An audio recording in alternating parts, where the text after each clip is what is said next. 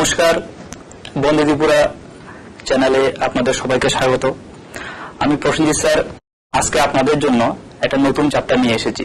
ঠিক আছে, তো আমরা গত সপ্তাহে যে চ্যাপ্টারটা পড়েছি তা অ্যাকচুয়ালি ছিল তন্তু থেকে কাপড়।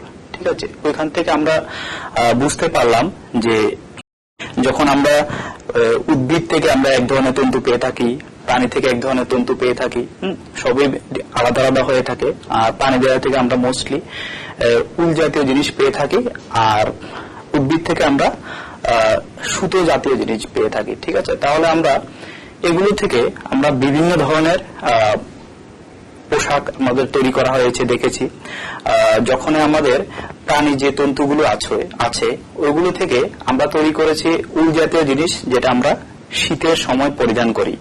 ঠিক আছে, এরপরে আমরা যে উদ্ভিদ তন্তু থেকে যেগুলো পেয়েছি সেগুলো আমরা সুতির কাপড় হিসেবে ব্যবহার করি। তো আমরা এখানে দেখতে পেলাম যে বিভিন্ন আমাদের ত্রিপুরাতে অনেকগুলো ঋতু আছে, 6টা ঋতু। আমাদের প্রতিটা ঋতুতে এক এক ধরনের আমাদের ড্রেস পরে থাকি। ওই ড্রেসগুলো এক এক সময় এক এক ধরনের হয়, কোনো সময় হালকা হয়, কোনো সময় ভারী হয়।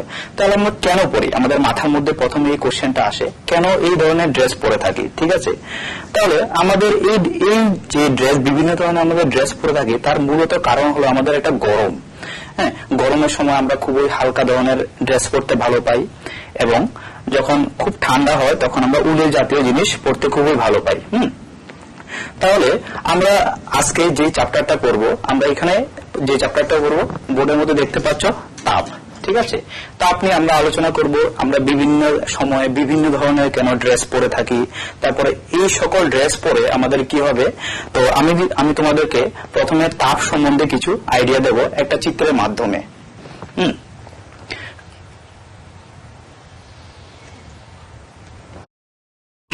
দেখো, এখানের মধ্যে আমাদের চিত্রের মধ্যে দুটো চিত্র দেখা যাচ্ছে। একটা হলো বার্নার, যেটার মধ্যে আগুন জ্বলছে, আর একটা হলো এটার মধ্যে ঠান্ডা জল। ঠিক আছে, তো আমরা প্রথমে বুঝবো যে তাপ জিনিসটা কি। অ্যাকচুয়ালি তাপ হলো এক প্রকার শক্তি যা কোনো বস্তুকে গরম করতে সাহায্য করে। তবে একটা মজার জিনিস হলো আমরা তাপকে কিন্তু দেখতে পাই না, শুধুমাত্র অনুভব করি। ঠিক আছে, এবার আমরা যখন কোনো বস্তুর উপর তাপ দিয়ে থাকি তখন তা গরম হয়ে যায়। দেখো, আমি যে প্রথম চিত্রে যে বার্নারটা দেখা যাচ্ছে, ওই চিত্রের বার্নারটার উপরে যদি আমি একটা কোনো বাসনপত্র রাখি, কোনো একটা বাসন রাখি, তাহলে কি হবে দেখবে ওইটা খুবই অল্প সময়ের মধ্যে গরম হয়ে যাবে। এবং আমরা যখন কোনো একটা জলের বোতলকে ফ্রিজ থেকে নিয়ে আসি তখন আমাদের ঠান্ডা অনুভূতি হয়। ঠিক আছে, তো এখানের মধ্যে আমরা তাপ বেশি কম এই দুটো জিনিসের উপর নির্ভর করে আমাদের দুটো ক্রাইটেরিয়া আলাদা করা হয়েছে এখানের মধ্যে। একটা গরম লাগছে আর একটা ঠান্ডা লাগছে। তাহলে এখানে কোনোটার মধ্যে তাপ বেশি থাকবে। তাপ বেশি যদি হয়ে থাকে তাহলে এটা আমরা গরম হয়ে থাকে, আর তাপ যদি কম হয় তাহলে আমাদের ঠান্ডা অনুভূতি হয়। তো এবার আমরা যে এই তাপ জিনিসটা আছে, এটা আমরা এটা মানে পরীক্ষার মাধ্যমে বুঝতে চেষ্টা করব যে আমরা কিভাবে এটাকে আমরা মেজারমেন্ট করব। আমরা তার জন্য নেক্সট চিত্রের মাধ্যমে আমাদের দেখানোর চেষ্টা করছি।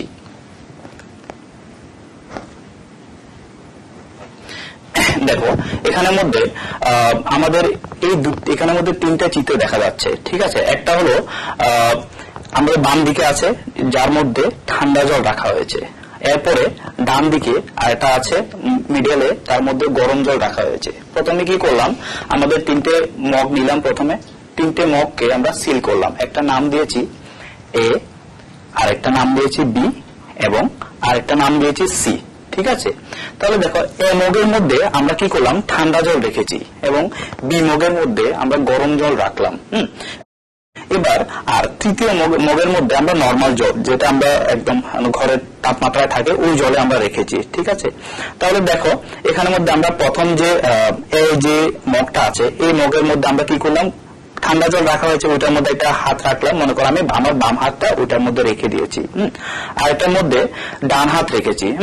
দেখলাম এবার দুটো হাতের মধ্যে দুই রকম ফিলিং হচ্ছে আমাদের এখানের মধ্যে, কারণ যেহেতু আমরা তাপটা বুঝার জন্য এটাকে অনুভব করতে হবে, চোখে দেখতে পাই না, তার জন্য আমাদের এটাকে গরম জলে হাত এবং ঠান্ডা জলে হাত দিয়ে আমরা বুঝতে চেষ্টা করছি। ঠিক আছে, আমরা 2-3 মিনিট রেখে এবার কি করব, এই দুটো হাত একসঙ্গে আমরা সি মগের মধ্যে ঢুকিয়ে রাখবো। সি মগের মধ্যে দেখো চিত্রের মধ্যে দেখানো হয়েছে দুটোই হাত একসাথে আমরা সি মগের মধ্যে রেখেছি। হ্যাঁ, এবার দেখো সি মগের মধ্যে যখন আমরা একসাথে রেখেছি তখন আমাদের কি সমান অনুভূতি হচ্ছে? আমাদের একটা মাথার মধ্যে একটা কোশ্চেন আসে যে আমরা যখন দুটো হাতের মধ্যে কি অনুভূতিটা সমান হচ্ছে? কারণ আমরা তো কিছুক্ষণ আগে একটা মগের মধ্যে ঠান্ডা জল আর একটা মগের মধ্যে গরম জল রেখেছি। গরম জল রাখার ফলে আমরা কি হয় দুটোর মধ্যে আলাদা আলাদা ডিফারেন্ট সিচুয়েশন ছিল, এবং এখন কি করেছি আমরা দুটো হাতকে একসাথে একটা নর্মাল জলের মধ্যে চুবিয়ে রেখেছি। তাহলে আমরা কি আমাদের স্পর্শ অনুভূতিকে নির্ভর করে বলতে পারছি কোনটা বেশি গরম কোনটা ঠান্ডা? না। যদি আমরা এটার উপর নির্ভর করে বলতে থাকি তাহলে আমরা মনে রাখবে যে আমাদের যে পার্টের মধ্যে আছে ওই পার্টের মধ্যে যে বিভিন্ন ধরনের ক্রাইটেরিয়া আছে, আমরা কি করবো এক একটার মধ্যে কিভাবে যখন হাত রাখবো তাহলে আমরা বিভিন্নভাবে বিভিন্ন রকম ফিল করবো, কোনো বুঝতে পারছি না যে মানটা কত হবে, এই মানটা কত হবে, কোনটা বেশি গরম কোনটা কম গরম।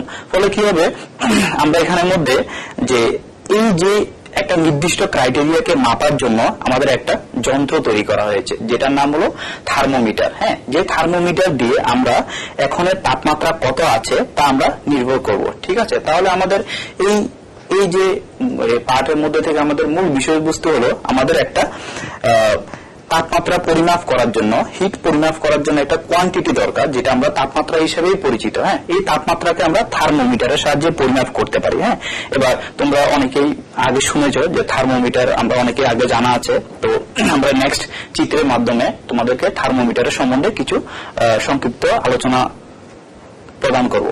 দেখো এখানের মধ্যে আমাদের এখানের মধ্যে মূল বিষয়বস্তু হলো তাপমাত্রার পরিমাপ।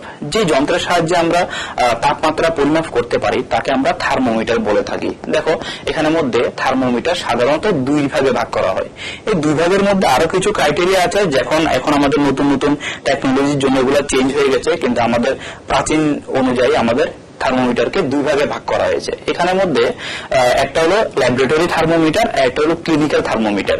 তো এখানের মধ্যে দেখতে পাচ্ছ আমাদের বাম দিকে যে চিত্র আছে এখানের মধ্যে একটা ক্লিনিক্যাল থার্মোমিটার আছে, অর্থাৎ এটা ডাক্তারি থার্মোমিটার। তুমি ভালো করে যদি লক্ষ্য করো এই চিত্রের মধ্যে দেখা যাবে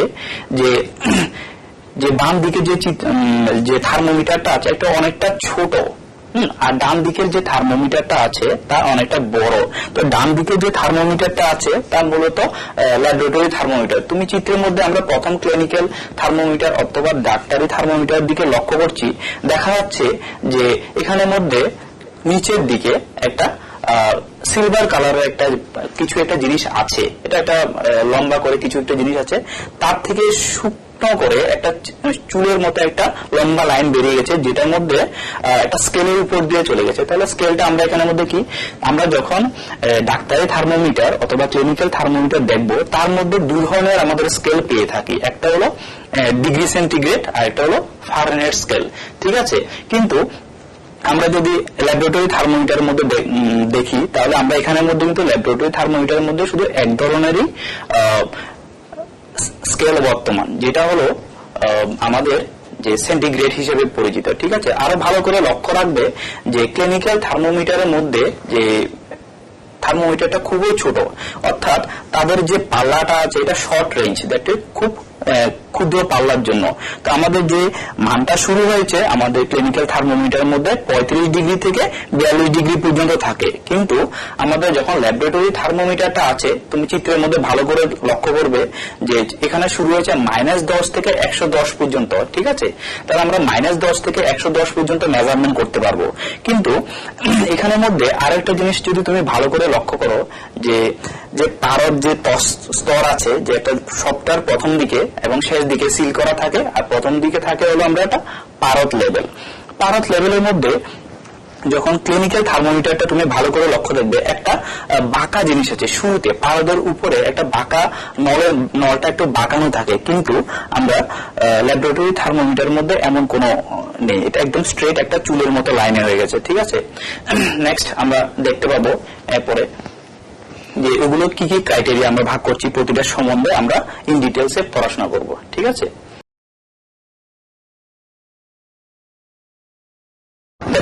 ক্লিনিক্যাল থার্মোমিটার। তাহলে আমরা এবার এটা নিয়ে একটু ডিটেলসে পড়াশোনা করব। তাহলে আমরা দেখো ক্লিনিক্যাল থার্মোমিটার আরেকটা নাম হলো ডাক্তারি থার্মোমিটার। ঠিক আছে, তাহলে আমরা এটা দিয়ে কি করি? মূলত এই ডাক্তারি থার্মোমিটার দিয়ে কি করি? আমাদের মানব দেহের তাপমাত্রা মাপা হয়। তবে মনে রাখবে এটা যে কেউ মানুষের জন্য, শুধু মানুষের জন্য ব্যবহার করা হয়েছে। ঠিক আছে, এটার রেঞ্জ যেটা পাল্লা এটা খুবই কম থাকে, হ্যাঁ 35 থেকে 42 এর মধ্যে থাকে। কিন্তু আমরা এখন এই মধ্যে আমরা বুঝতে চেষ্টা করব যে ডাক্তারি থার্মোমিটার মূলত কেমন হয়ে থাকে, এটা দেখতে কেমন, এটা কতটুকু পর্যন্ত কাজ করতে পারে নাকি, এইগুলো আমরা একটু আলোচনা করব। এবং এবার দেখো আমাদের চিত্রের মধ্যে অলরেডি দেখা যাচ্ছে যে থার্মোমিটার দিয়ে আমরা শরীরের তাপমাত্রা মাপা হয় তাকে আমরা ক্লিনিক্যাল থার্মোমিটার বা ডাক্তারি থার্মোমিটার বলা হয়। তাহলে এবার দেখো আমরা চিত্রের মধ্যে ভালো করে লক্ষ্য করলে তুমি বৈশিষ্ট্যগুলি খুব সহজে শিখে নিতে পারবে। তাহলে আমরা ভালো করে চিত্রটার দিকে লক্ষ্য করি আর দেখবে অটোমেটিক্যালি আমরা যে বৈশিষ্ট্যগুলো আছে সেগুলো শিখে নেব।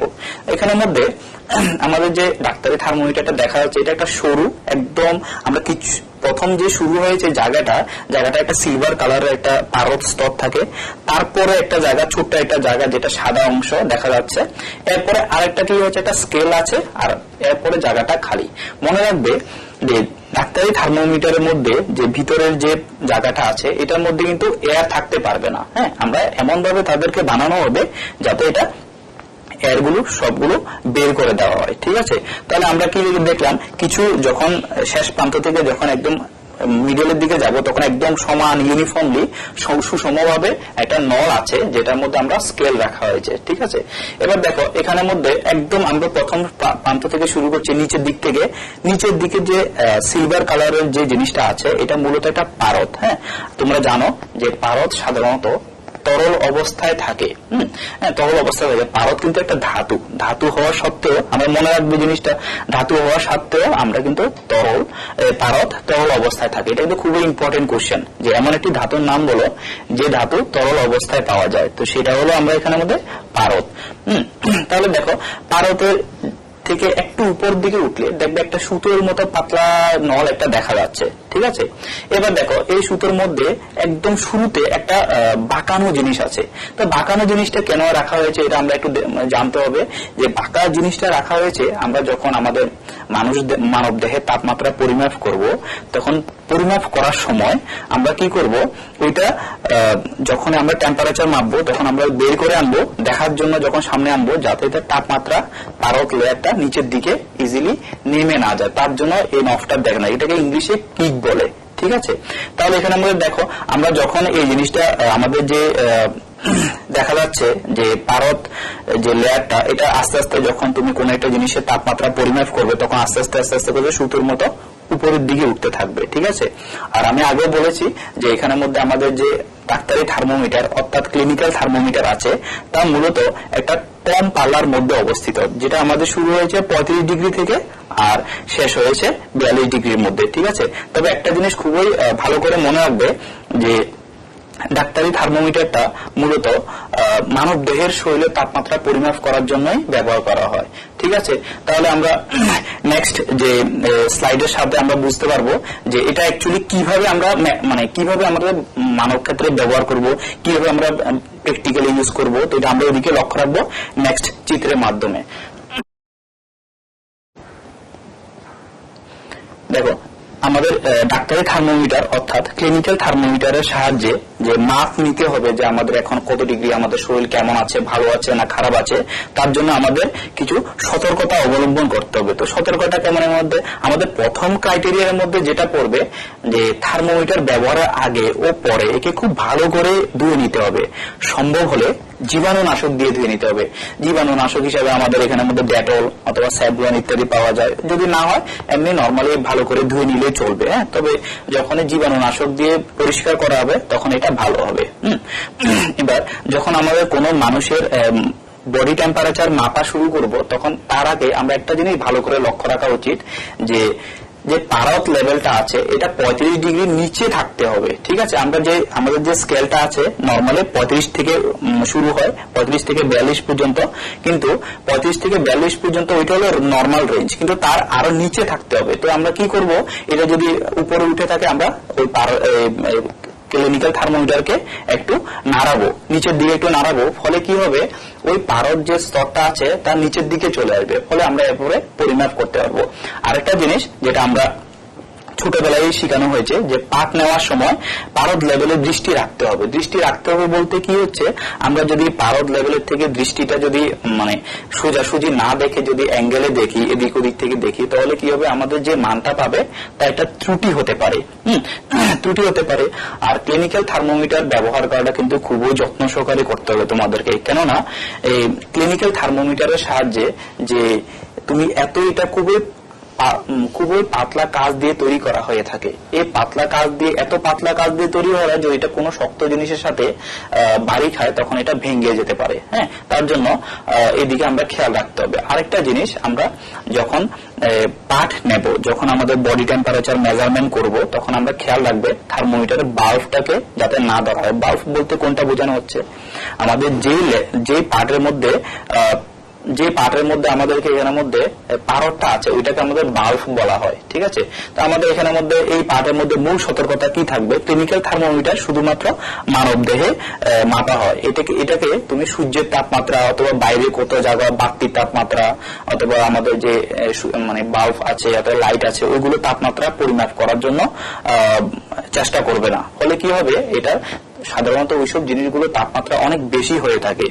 বেশি হওয়ার ফলে কি হবে, আমরা যে আমাদের যে 35 থেকে যে 42 পর্যন্ত যে রেঞ্জটা আছে সেটা পার হয়ে যাবে, ফলে আমাদের এটা ভেঙে যাবে, নষ্ট হয়ে যাবে এখানের মধ্যে।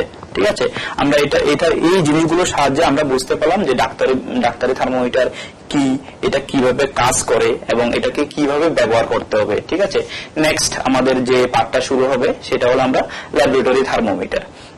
তো ল্যাবরেটরি থার্মোমিটারের সম্বন্ধে আমরা আগে একটু আলোচনা করেছি, তো আমি তোমাদের এই নেক্সট চিত্রের মাধ্যমে দেখাচ্ছি যে ল্যাবরেটরি থার্মোমিটারটা দেখতে কেমন হয়, তার নিয়ে একটু বেসিক আইডিয়া, বৈশিষ্ট্য কেমন হয়ে থাকে আর এটা আমাদের কিভাবে আমরা ব্যবহার করব। ঠিক আছে, নেক্সট চিত্রে আমি তোমাদের দেখাচ্ছি যে দেখো এখানের মধ্যে চিত্রে দেখানো হচ্ছে এটা খুবই লম্বা একটা নল নেওয়া হয়েছে। লম্বা নলের মধ্যে একদম নিচের জায়গাটার মধ্যে একটা পারদ আছে যেটার মধ্যে ওটা লিকুইড অবস্থায় আছে, আর কিছু উপরে জাস্ট আমরা একটা মেজারমেন্টের জন্য একটা মান নিয়ে রেখেছি যে কিছু উপরে যখন উঠবে দেখবে একটা কালো কালারের একটা আছে, এরপরে জায়গাটা পুরো খালি।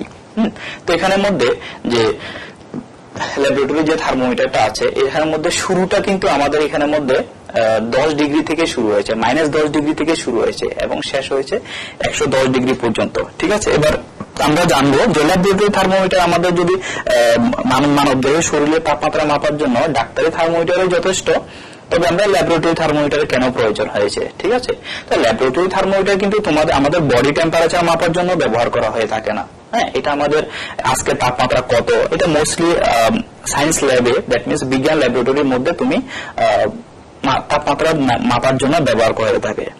এবার এই জিনিসটার মধ্যে কি, এটার যে পারদ লেভেলের মধ্যে যে নিচ পার্টটা নেই, তার জন্য কি হয় পারদ ইজিলি উঠানামা করতে পারে, ফলে আমাদের যে তাপমাত্রা, পরিবেশের তাপমাত্রা এবং অন্য কোনো জায়গার তাপমাত্রা যদি আমাদের সারাউন্ডিং একদম আমরা যে থার্মোমিটারটা রেখেছি তার কাছে কিনারে তাপমাত্রা বৃদ্ধি পেলে অথবা কম হলে, তাহলে কি হবে আমরা ওইটার মাধ্যমে এটা ব্যবহার করতে পারবো। ঠিক আছে, তার জন্য এটা আমাদের ব্যবহার করা হয়।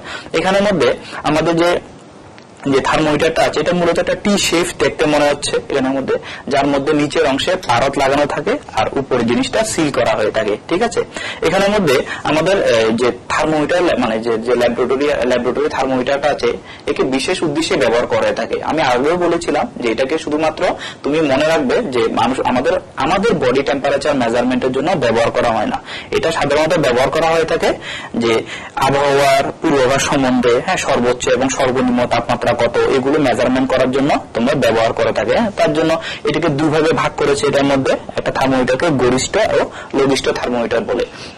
নেক্সট স্লাইডের মধ্যে আমরা বুঝতে চেষ্টা করব যে এই থার্মোমিটারের কি বৈশিষ্ট্য, এগুলো কিভাবে কাজ করছে। ঠিক আছে, ওইগুলো আমরা দেখব।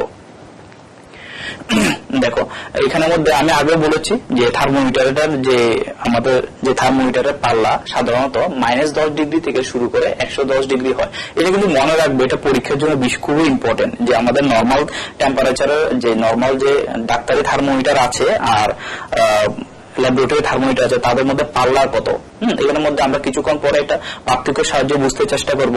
তাহলে এখানের মধ্যে আমি আগেও বলেছি যে ল্যাবরেটরি থার্মোমিটারের মাধ্যমে একটি স্কেল থাকে যেটা শুধুমাত্র ডিগ্রি পরিমাপ করা যায়। আমাদের কিন্তু ফারেনহাইট স্কেল নেই এখানের মধ্যে।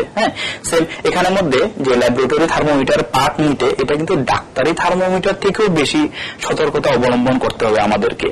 কেননা কারণ এটা যে মধ্যে নিচে যে জায়গাটা নিট না থাকাতে তা খুবই সহজে উঠানামা করতে পারে পারদ লেভেলটা। ফলে উঠানামার ফলে কি হয়, আমরা এখানের মধ্যে ভালো করে মান পরিমাপ করতে পারবো না। কেউ যদি মনে করো যে স্যার আমি এটাকে নিয়ে আমি আমার বডি টেম্পারেচার মাপতে পারবো, তো আমি ইজিলি বলবো তুমি বডি টেম্পারেচার দেখতে পারবে, বাট যে বডি টেম্পারেচার পাবে সেটা কিন্তু অ্যাকুরেট হবে না। ঠিক আছে, মাপ অলরেডি পাবো কিন্তু তা নির্দিষ্ট জায়গাতে স্থির থাকে না। তার জন্য আমরা কি করব, এটা ব্যবহার করব না। ঠিক আছে, আর থার্মোমিটারকে তোমরা সাধারণত হাত দিয়ে স্পর্শ করবে না। সেটা কারণ কি হয়, আমরা যখন হাত দিয়ে যদি স্পর্শ করি, যে পারদ স্তরটা আছে, পারদ স্তরটা আমাদের বডি টেম্পারেচার অ্যাবজর্ব করে নেয়, শোষণ করে নেওয়ার ফলে কি হয়, এটা আমাদের যে বডি টেম্পারেচার যে তাপমাত্রা আছে ওইটা দেখিয়ে দেয় থার্মোমিটারের মাধ্যমে। আর থার্মোমিটারকে খুবই যত্ন সহকারে ব্যবহার করবে যাতে আমাদের কোনো শক্ত জিনিসের সাথে সংঘর্ষ না হয়।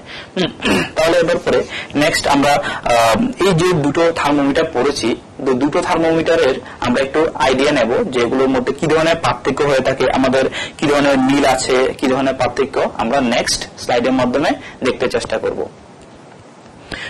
তাহলে দেখো, ডাক্তারি থার্মোমিটার এবং ল্যাবরেটরি থার্মোমিটারের মধ্যে পার্থক্যটা জানার আগে আমরা একটা কি কি মিল আছে এটা একটু জেনে নেব, তারপর আমরা একটু পার্থক্যটা জানবো। দেখো, এখানের মধ্যে আমরা কিন্তু দুটো থার্মোমিটারের সাহায্যে তাপমাত্রা মাপা হয়। এবার কি ধরনের তাপমাত্রা ওইটা আমরা পার্থক্যের মধ্যে নিয়ে নেব। আমরা সাধারণত বলবো যে থার্মোমিটারের সাহায্যে তাপমাত্রা মাপা হয়। এটার সতর্কীকরণ, তারপর দুটোর মধ্যে উভয়ের মধ্যে পারদ থাকে, পারদটা উপরে দিয়ে উঠানামা করে, আর ডাক্তারের মধ্যে থাকে না। ডাক্তারের থার্মোমিটারের মধ্যে এমন উঠানামা করে না, আমাদেরকে নিজেকেই উঠানামা করাতে হবে। ঠিক আছে, তাহলে ডাক্তারের থার্মোমিটার আর ল্যাবরেটরি থার্মোমিটার, আমি আবারও বলছি যে ডাক্তারের থার্মোমিটারের আরেকটার নাম ক্লিনিক্যাল থার্মোমিটার। তোমরা মনে রাখবে অনেক সময় এক্সামের মধ্যে যে ক্লিনিক্যাল থার্মোমিটারও আসে অথবা ডাক্তারি থার্মোমিটারও আসে। তো এটা পার্থক্যটা খুবই ইম্পর্টেন্ট পরীক্ষার জন্য, তোমরা একটু খেয়াল রাখবে। তাহলে ডাক্তারি থার্মোমিটার আমরা যে পাল্লা আছে এটার মধ্যে দেখেছিলাম আমরা অলরেডি যে পাল্লাটার মান কত ছিল, 35 থেকে 42 ডিগ্রি সেন্টিগ্রেড পর্যন্ত। ঠিক আছে, কিন্তু ল্যাবরেটরি থার্মোমিটারের পাল্লা অনেক বড় হয়। অনেক বড় বলতে আমাদের এখানে প্রায় তাদের মধ্যে পাল্লার রেঞ্জ থাকে 120। আমাদের তাহলে শুরু হয় কত থেকে, -10 ডিগ্রি থেকে শুরু করে 110 ডিগ্রি পর্যন্ত হয়ে থাকে। আর মনে রাখবে সেন্টিগ্রেডে থাকবে এটার মধ্যে। এবার ডাক্তারি থার্মোমিটারের যে নিচে একটা টিন্ট থাকে, যেটা বাঁকা অংশ থাকে, যেটা ল্যাবরেটরি থার্মোমিটারের মধ্যে থাকে না। ল্যাবরেটরি থার্মোমিটার মধ্যে থাকে না, তার ফলে তার তাড়াতাড়ি উঠানামা করতে পারে। কিন্তু ডাক্তারের থার্মোমিটারের মধ্যে যদি একবার পারদ লেভেল থেকে উপরে উঠে যায় তখন আর নিচের দিকে নামে না। কিন্তু ডাক্তারের থার্মোমিটারের সাহায্যে আমরা যে তাপমাত্রা পরিমাপ করি তা খুবই ভালো হয় ক্লিনিকে ল্যাবরেটরি থার্মোমিটারের তুলনায়। কেননা আমরা যখন একটা স্টেডি ভ্যালু পাই, যখন একটা স্থির মান পাই, তখন ওইটা অ্যাকুরেট অনেক বেশি হয়। আর আমরা যদি একটা নিউমারিক্যালি অর্থাৎ মান দিক দিকে চিন্তা করি, তাহলে আমরা মনে রাখবো যে ডাক্তারি থার্মোমিটারের মধ্যে যে ত্রুটি হয় তা মূলত 0.1 ডিগ্রি সেন্টিগ্রেড, আর ল্যাবরেটরি থার্মোমিটারের মধ্যে যে মান পেয়ে থাকে তা সাধারণত 1 ডিগ্রি সেন্টিগ্রেড থাকে। এবার আরেকটা জিনিস আমরা তোমাদেরকে বলছি, যে জিনিসটা হলো যে দুটো স্কেলের মধ্যে দুই ধরনের রিডিং থাকে। দুই ধরনের রিডিং কেমন করে থাকে, একটা যেটা আমাদের ডাক্তারি থার্মোমিটারের জন্য যে পার্টটা আছে এটা সাধারণত 35 থেকে যখন 42 শুরু হয় তার মধ্যে মানে আরো অনেকগুলো সাব ডিভাইডেড করেছে। দ্যাট মিনস এখানে মধ্যে আরো অনেক ভাগে বিভক্ত করা হয়েছে। বিভক্ত করার ফলে আমাদের এগুলো কত হয়, প্রতিটা ঘরের মান আমরা এক ঘর থেকে অন্য ঘরে যাওয়ার জন্য 0.5 ডিগ্রি সি। কিন্তু আমরা ডাক্তারি থার্মোমিটারের জন্য ল্যাবরেটরি থার্মোমিটারের মধ্যে যে মানটা থাকে এটা প্রতিটা ঘরের মান 1 করে থাকে। তাহলে এখানের মধ্যে আমরা ল্যাবরেটরি থার্মোমিটারের সাহায্যে আমরা কিন্তু যে পরের ভ্যালুটা পাবো তার মধ্যে পার্থক্য 1 ডিগ্রি থাকবে। কিন্তু আমরা যখন ডাক্তারি থার্মোমিটারটা পাবো তার মধ্যে মান শুধুমাত্র 0.5 ডিগ্রি হবে। এর থেকে বোঝা যাচ্ছে কোনটা কার অ্যাকুরেসি বেশি। এবার আমরা এখানের মধ্যে তাপ সম্পর্কিত মোটামুটি আমাদের সবকিছু জানা হয়েছে। এরপরে আমি এখানে একটু সবগুলোকে সামারাইজ করছি। আমরা প্রথমে জানবো যে তাপ জিনিসটা কি, যে তাপ হলো এক প্রকার শক্তি যা কোনো জিনিসকে গরম করতে সাহায্য করে। হ্যাঁ, এরপরে আমরা জানবো যে তাপ জিনিসটা যদি কোনো জিনিসকে গরম করতে সাহায্য করে তাহলে এটা কেমন কেমন ধরনের গরমও করতে পারে, ঠান্ডা করতে পারে। বা এটা কিন্তু আমরা কোনো জিনিসকে হিট দিয়ে, তাপ দিয়ে গরম ঠান্ডা করা যাবে না। এখানের মধ্যে এখান থেকে তাপটা বেরিয়ে নিয়ে আসতে হবে, তারপরে ঠান্ডা হবে। এবার এইগুলোর উপরে বেস করে আমাদের আরো কিছু পার্ট আছে যেখানের মধ্যে আমাদের এই চ্যাপ্টারের মধ্যে থাকবে। তবে আমি তারা ওইগুলোতে যাওয়ার আগে আমি একটু আগে জিনিসগুলো একটু আলোচনা করে নিই। তো আমাদের এখানের মধ্যে যে তাপমাত্রা, যে যন্ত্রের সাহায্যে আমরা তাপমাত্রা পরিমাপ করব তার সাধারণত মনে রাখবে খুবই ইম্পর্টেন্ট কিন্তু এটার মধ্যে থার্মোমিটার, ঠিক আছে। আর একটা জিনিস মনে রাখবে, আমরা কিন্তু তাপ কিন্তু পরিমাপ করতে পারি না। হ্যাঁ, তাপ কিন্তু পরিমাপ করতে পারি না, তাপমাত্রা পরিমাপ করতে পারি।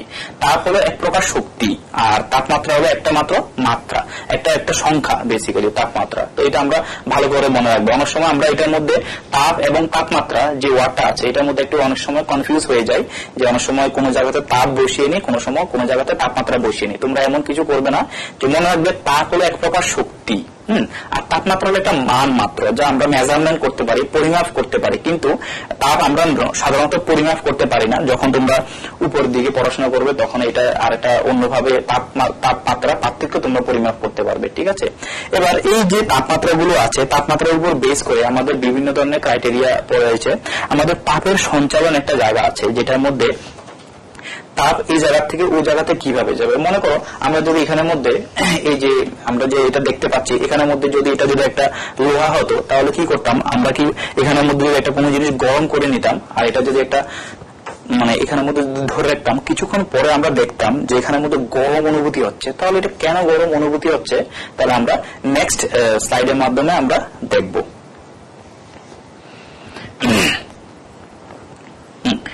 তাপ সঞ্চালন, ট্রান্সফার অফ হিট। এখানের মধ্যে আমরা এই জিনিসটা যে তাপ সঞ্চালন, এটা মূলত কোন বস্তুর এক প্রান্ত থেকে অন্য প্রান্তে তাপ পরিবহন করাকে তাপ সঞ্চালন বলে। হ্যাঁ, এবার তাপ সাধারণত গরম বস্তু থেকে ঠান্ডা দিকে প্রবাহিত হয়। হ্যাঁ, এবার এখানের মধ্যে এটার মধ্যে অনেক ধরনের ক্রাইটেরিয়া আছে। এখানের মধ্যে শুধুমাত্র বস্তুর মধ্যে হয় না, অনেকগুলো হয়, তবে তা আমরা পরে দেখতে পাবো। অর্থাৎ আমরা তাপমাত্রাটা যে কোনো গরম বস্তু থেকে কিন্তু ঠান্ডা বস্তুর দিকেই প্রবাহিত হবে। আমাদের এখানে দেখতে পাচ্ছি যে তাপ সঞ্চালনের প্রকারভেদ, তার তাপ কতভাবে সঞ্চালন করতে পারে। দ্যাট মিনস কি, এখান থেকে হট বডি থেকে কোল্ড বডিতে যাওয়ার জন্য, দ্যাট মিনস উষ্ণ বস্তু থেকে শীতল বস্তুতে যাওয়ার জন্য আমাদের কয় ধরনের এখানের মধ্যে থাকতে পারে। তো ওইগুলো আমাদের সাধারণত 3 প্রকারের হয়ে থাকে।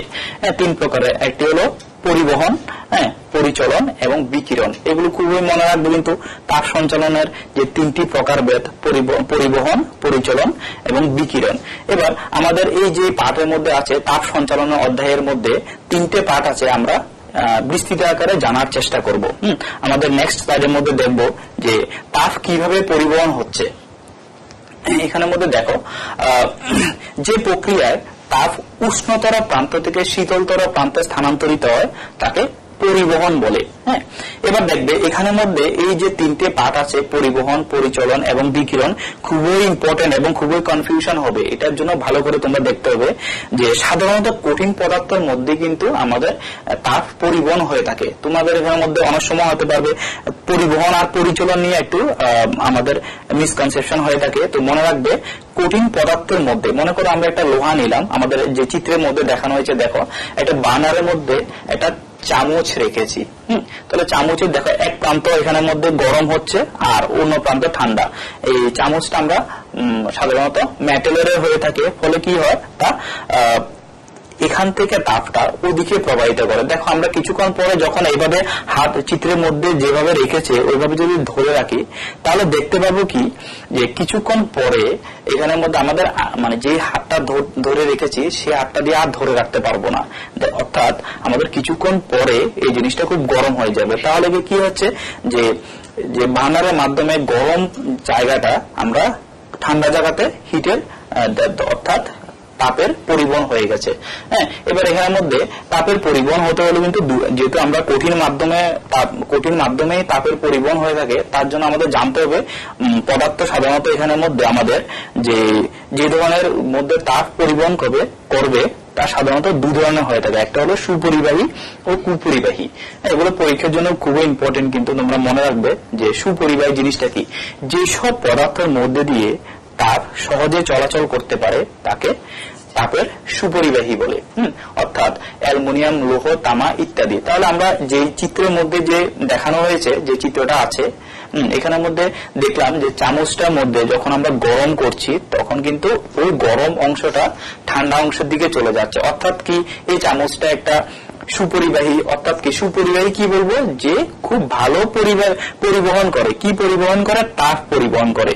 হ্যাঁ, যে সকল পদার্থ খুব সহজে তাপ পরিবহন করে তাকে আমরা সুপরিবাহী, এবং যে সকল পদার্থ আমরা খুব সহজে তাপ পরিবহন করতে পারে না তাকে আমরা কুপরিবাহী বলি। হ্যাঁ, কুপরিবাহীর আরেকটা নাম মনে রাখবে, অন্তরক হিসেবে আমরা এটা পরিচিত। যেটা আমাদের কিছু উদাহরণ দিয়ে যদি বলি, প্লাস্টিক, কাঠ, এমন অনেকগুলো আছে যে আমাদের এখান থেকে ওখানে তাপ পরিবহন করতে পারে না। ঠিক আছে, নেক্সট সাহায্যে আমরা এরপরে পাঠ আলোচনা করছি। এবার হলো পরিচলন। তাহলে এর মধ্যে দেখো আমাদের প্রথমে পরিচলন বোঝার আগে আমি এখানে তোমাদের তিনটে চিত্র আছে, তো ওইগুলো নিয়ে আমি একটু আলোচনা করছি। যে প্রথম চিত্রের দিকে আমরা লক্ষ্য করব, এখানের মধ্যে পরিচলন কিন্তু সাধারণত কঠিন পদার্থের মধ্যে হয় না। হ্যাঁ, পরিচলন হতে হলে আমাদেরকে দুটো জিনিস লাগবে, একটা হলো লিকুইড অর্থাৎ তরল পদার্থ, আর একটা হলো গ্যাসীয় মাধ্যম। দ্যাট মিনস এখানের মধ্যে বায়ু মাধ্যম হলেও চলবে, দুটোর মধ্যেই মাত্র পরিচলন হয়ে থাকে। তাহলে আমরা এটা কি করে বুঝবো এখানের মধ্যে যে পরিচলন? প্রথম চিত্রে আমরা দেখতে পাচ্ছি যে একটা জারের মধ্যে আমরা জল রেখে নিচের থেকে আমরা কি করলাম, বার্নারের সাহায্যে গরম করতে শুরু করলাম। যখন আমরা গরম করতে শুরু করলাম, দেখো আমার চিত্রের মধ্যে তীর চিহ্নের সাহায্যে দেখানো হচ্ছে যে যে জায়গাটা গরম করছি তা আমরা তোমরা নর্মালি যখন বাড়িতে রান্না করে, ভাত রান্না করে, তখন যখন জল গরম করা হয় তখন যে ঘটনাটা ঘটে এখানে সেই ঘটনাটা ঘটছে। তাহলে ওখানের মধ্যে কি ঘটনা ঘটে আমরা একটু দেখবো চিত্রের মাধ্যমে। যে যে জায়গাটা আমরা বার্নারের নিচে থাকে তার উপরের দিকে উঠে বলতে এখানের মধ্যে যে মলিকুল গুলো আছে, যে পার্টিকেল গুলো আছে, যে কণাগুলো আছে, জলকণা, ওইগুলো কি করে আস্তে আস্তে গরম হয়ে উপরের দিকে উঠতে থাকে। উপরের দিকে উঠে, তাহলে উপরের দিকে যখন উঠবে তাহলে ওই জায়গাটা কি হবে, খালি হয়ে যাবে। তাহলে কি করবে, ওই জায়গাটাকে ব্যালেন্স করার জন্য ঠান্ডা যে জায়গাগুলো আছে ওইগুলো কি হবে, ওই দেখো চিত্রের মাধ্যমে দূর থেকে ঘুরে আসছে। হ্যাঁ, ফলে এইভাবে করতে করতে করতে করতে অনেক সময় আমরা দেখবো যে পুরো বালতিটা, পুরো একটা জারটা গরম হয়ে গেছে। ঠিক আছে, তাহলে এবার আমরা সংজ্ঞাটা একটু দেখি। এখানের মধ্যে গরম জলের উপর উঠে এবং ঠান্ডা জল কি করে উপর থেকে নিচের দিকে আসে। ঠিক আছে, ঠান্ডা জলটা উপর থেকে নিচের দিকে আসে, ফলে কি হয়, এই প্রক্রিয়া অনেকক্ষণ ধরে চলতে থাকবে যতক্ষণ না পর্যন্ত জলটা পুরো গরম হয়ে যায়। এই ধরনের তাপ সঞ্চালনকে আমরা পরিচলন বলি। হ্যাঁ, পরিচলন কিন্তু সাধারণত দুটি প্রসেসে হয়ে থাকে, একটা হলো তরল মাধ্যমে, একটা গ্যাসীয় মাধ্যমে। এবার তোমরা জিওগ্রাফিতে অনেক সময় পড়েছো যে স্থলবায়ু আর জলবায়ু দুটো জিনিস, এটা মূলত পরিচলন পদ্ধতির কারণে হয়ে থাকে। এখানের মধ্যে আমরা বাম দিকের যে চিত্র আছে সেটার দিকে লক্ষ্য করলে দেখা যাবে যে দিনের বেলায় দুটো চিত্র আছে, এখানের মধ্যে একটা দিনের বেলা, একটা রাত্রের বেলা। ঠিক আছে, দেখো আমরা যদি নারকেল গাছটাকে লক্ষ্য করি তখনই ভালো করে বুঝতে পারবে যে এখানের মধ্যে কি হচ্ছে, বায়ু কোন দিক থেকে কোন দিকে যাচ্ছে। আমরা যখন সূর্য দিনের বেলায় পড়ে তখন কি হয়, স্থলভাগেও পড়ে, জলভাগে পড়ে। তো কি হবে, আমরা যখন কোন জায়গাতে গরম পড়ে তখন কি হয়, ওখান থেকে বায়ুগুলো হালকা হয়ে উপরে উঠে যায়। এবার জল আর স্থলের মধ্যে, জল আর স্থল যে দুটো পার্ট আছে ওই দুটো পার্টের মধ্যে মনে রাখবে যে জল কিন্তু খুবই সহজে গরম হয় না। হ্যাঁ, জলের আপেক্ষিক তাপ শোষণ করার ক্ষমতা অনেক বেশি থাকে। অর্থাৎ জল কিন্তু আস্তে আস্তে গরম হয়, আবার আস্তে আস্তে ঠান্ডা হবে। ফলে কি হবে, এখানের মধ্যে আমরা দিনের বেলায় যখন আমরা সূর্যের আলোতে দুদিকে দেখা যাচ্ছে, একটা স্থলভাগ আছে, একটা জলভাগ আছে, দুদিকে কিন্তু আমাদের তাপ পড়ছে সূর্য থেকে। ফলে তাপ পড়ার পরে দেখো আমাদের বাম দিকে একটা চিত্রের উপরের দিকে উঠানো আছে। দ্যাট মিনস আমাদের এখানে যে স্থলভাগ আছে, স্থলভাগ থেকে বায়ুগুলো, স্থলভাগের কাছে যে বায়ুগুলো আছে, মাটিটা খুব তাড়াতাড়ি গরম হয়ে যাচ্ছে। গরম হয়ে আমাদের যে এখানের মধ্যে যে পাটটা আছে, স্থলভাগের মধ্যে যে গরম বায়ুগুলো আছে, গরম বায়ু সাধারণত হালকা হয়ে থাকে, হালকা হয়ে কি করে এটা উপরে উঠে যায়। গরম বায়ুটা উপরে উঠে যায়। উপরে উঠে কি হয়, এখানের মধ্যে একটা খালি জায়গা তৈরি হয়। তো খালি জায়গা পূরণ করার জন্য কি করবে, এখানের মধ্যে আমাদের সমুদ্রে যে জায়গাটা আছে ওইটা কিন্তু এখনো গরম হয়নি। কিছু ঠান্ডা, এখনো ঠান্ডা আছে, তুলনামূলক স্থলের তুলনা এখানে এখনো ঠান্ডা আছে। ফলে কি হবে, এখানে গরম হয়ে উপরে উঠে গেছে আর এই জায়গাটা খালি আছে। তো খালি থাকার জন্য কি করবে, এটা পূরণ করতে হবে। তো পূরণ করার জন্য কি করবে, সমুদ্র থেকে সমুদ্র বায়ু আমাদের স্থলের দিকে প্রবাহিত হবে। ফলে কি হবে, এমন দিনের বেলা আমরা দেখব যে সমুদ্র থেকে বায়ু স্থলের দিকে প্রবাহিত হয়। এটা মূলত পরিচলন পদ্ধতির কারণে। হ্যাঁ, তাহলে কি হচ্ছে যে পরিচলন পদ্ধতির মাধ্যমে আমরা সূর্যের তাপ যখনই সমুদ্র এবং স্থলের মধ্যে পড়ে তখন সমুদ্র এবং স্থল দুটোর মধ্যে, স্থলের মধ্যে খুব তাড়াতাড়ি গরম হয়ে যায়। এবার কোনো জিনিস যখন গরম হয় তার পার্শ্ববর্তী যে বায়ুগুলো আছে ওইগুলো ঠান্ডা হয়ে উপরে উঠে যায়। হ্যাঁ, উপরে উঠে যায়। তো উপরে উঠে কি করবে, এখানের মধ্যে এটা চলে যাবে ওইদিকে এভাবে। এরপরে কি এখান থেকে আমরা বায়ুগুলো এসে আমরা এটাকে ফিল করবে। ঠিক আছে, এরপরে আমরা যে রাত্রেবেলা কি ঘটনা হয় এটা আমরা একটু দেখবো। যে রাত্রেবেলা আমরা সাধারণত উল্টো ঘটনা হয়ে থাকে। রাত্রেবেলা আমি কিছুক্ষণ আগে বলেছি জলের আপেক্ষিক তাপ অনেক বেশি, অর্থাৎ কি আপেক্ষিক তাপ ওটা কতক্ষণ আমরা তাপ ধরে রাখতে পারবে। তাহলে এখানে আমরা কতক্ষণ ধরে রাখতে পারবে ওইটার উপর বেস করবো। তাহলে আমরা জল স্থলের তুলনায় বেশি তাপ ধরে রাখতে পারে। ফলে কি হবে, এখানের মধ্যে আমাদের যে তাপটা আছে এখানের মধ্যে আমরা রাত্রেবেলায় স্থলটা খুব তাড়াতাড়ি ঠান্ডা হয়ে যাবে এখানের মধ্যে, আর জলটা কিন্তু ক্রমশ গরম থাকবে, এখনো আস্তে আস্তে ঠান্ডা হবে। এবার কি হবে, আমাদের যে জলটা যদি গরম থাকে, জলের উপরে যে বায়ু স্তর আছে ওই বায়ু স্তরটা কি হবে, ঠান্ডা হয়ে যাবে, মানে গরম হয়ে যাবে, ওই জায়গাটা গরম হয়ে যাবে। গরম হলে কি হবে, এটা গরম বায়ু হালকা হয়, সাধারণত আমরা জানি যে গরম বায়ু হালকা হয়ে কি হবে, উপরে উঠবে। উপরে উঠে কি করবে, যে গরম বায়ুটা আছে ওই বায়ুটা খালি জায়গা তৈরি করে ফেলেছে। ফলে ওই গরম বায়ুটা আমরা এখানের মধ্যে কি করব, যে স্থলভাগ থেকে আমাদের বায়ু জলভাগে আসবে। ফলে কি হবে, আমাদের জলভাগ থেকে, মানে জলভাগের মধ্যে যে গরম জায়গা তৈরি হয়েছে ওইটা হালকা হয়ে উপরে উঠে যাওয়ার জন্য আমরা স্থলভাগ থেকে জলগুলো এখানে আসবে, বায়ুগুলো এখানে আসবে। ফলে কি হবে, আমরা এখানে একটা ব্যালেন্স তৈরি করব। যতক্ষণ না পর্যন্ত আমাদের এটা ব্যালেন্স তৈরি হয় ততক্ষণ পর্যন্ত আমরা চেষ্টা করব। ঠিক আছে, এরপরে আমরা নেক্সট আরেকটা আছে বিকিরণ, যেটা আমরা নেক্সট চিত্রের সাহায্যে দেখানো হচ্ছে বিকিরণ। তো দেখো, বিকিরণ আমাদের এই চ্যাপ্টারের মূলত শেষ প্রান্ত। এখানের মধ্যে বিকিরণ আমরা জিনিসটা, এটা আমরা যখন তোমরা বড় হবে এটা সম্বন্ধে আরো খুব ডিটেলস অনেক ভালো করে পড়তে পারবে। তোমরা দেখো, আমি বিকিরণ জিনিসটা কি তা জানার আগে দুটো চিত্র নিয়ে একটু আলোচনা করছি। প্রথম চিত্রের মধ্যে দেখা আছে, দেখো একটা হট বাল্ব, দ্যাট মিনস একটা গরম একটা বাল্ব জ্বালিয়ে দিয়েছি। দেখো, গরম বাল্বের সাহায্যে, গরম বাল্বটা যখন জ্বালিয়েছি তার মধ্যে কি করেছি, আমরা গরম বাল্বটা কিন্তু ধরছি না, দূরে থেকে আমরা হিট ফিল করছি। যেমন আমরা শীতকালে অনেকে আমরা আগুন দিয়ে শরীরকে তাপ দেওয়ার জন্য চেষ্টা করি, তো এটা খুবই ভালো লাগে। তার জন্য কিন্তু আমরা কিন্তু আগুনকে ধরতে হয় না, এখানে দূর থেকে হয়ে যায়। তাহলে এই জিনিসটা কিন্তু আমাদের সর্বত্র খুব বেশি পরিমাণে হয়ে থাকে, তার জন্য বিকিরণ জিনিসটা খুবই ইম্পর্টেন্ট। এবার দেখো, আমাদের এখানের মধ্যে যে বাল্বটা আছে, বাল্বটা আর আমাদের হাতের মধ্যে কোনো মাধ্যম নেই।